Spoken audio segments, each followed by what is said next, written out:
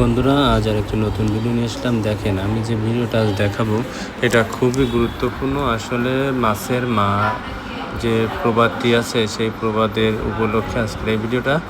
একই জায়গায় একটি শোল মাছের ছোট পোনা আছে এবং টাকি মাছের ছোট পোনা আছে, যার কারণে তাদের দুই মাছের মায়েদের মধ্যে অনেক ঝগড়া লেগে গেছে।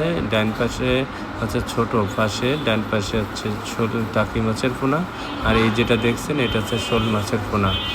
টাকি মাছ ভয় পাচ্ছে যে শোল মাছ তার পোনাগুলো খেয়ে যায় কিনা, আর শোল মাছ ভাবছে তার পোনাগুলোকে।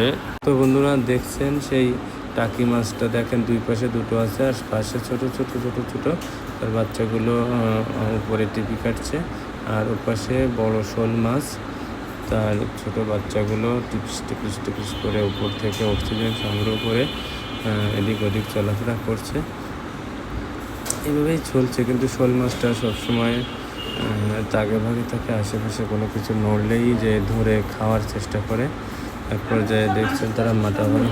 এইভাবে অনেকেই বলে যে আসলে মাছের, দেখেন যে শোল মাছটা টেপা কাটলো, আসলে বলে যে মাছের মা তার মাছদের আসলে যত্ন করে না। সব মাছের ক্ষেত্রে এটা প্রযোজ্য নয়। বিশেষ করে এই যে শোল, টাকি, তেলাপিয়া এই মাছগুলো, এই যে দেখেন এই যে আরও একটি যে টাকি মাছ দুটি কীভাবে তার ছোট ছোট বাচ্চাদের প্রোটেক্ট দেওয়ার জন্য টোটাল নিজেরা না খেয়ে হলেও চেষ্টা করে আশেপাশে থেকে টেপা কেটে নিল, কীভাবে তার বাচ্চাদের অন্য ক্ষতিকর মাছ প্রাণীদের হাত থেকে রক্ষা করা যায়। এরকম যে শোল মাছের গুঁড়িগুলো এই যে আস্তে আস্তে আস্তে আস্তে আস্তে ছোট ছোট মাছ তো উপর থেকে অক্সিজেন সংগ্রহ করছে।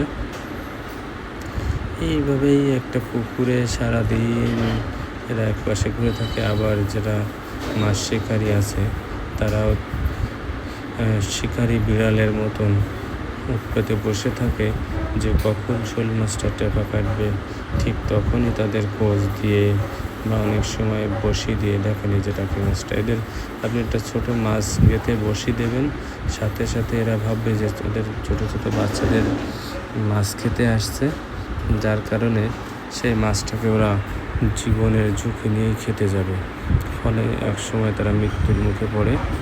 তাই সকলের প্রতি আমি দৃষ্টি আকর্ষণ রাখবো, এরকম যে পোনা মাছ আছে নিয়ে বেড়ায় ছোটো ছোটো মাছের, যে শোল মাছটা দেখেন, কত বড় শোল।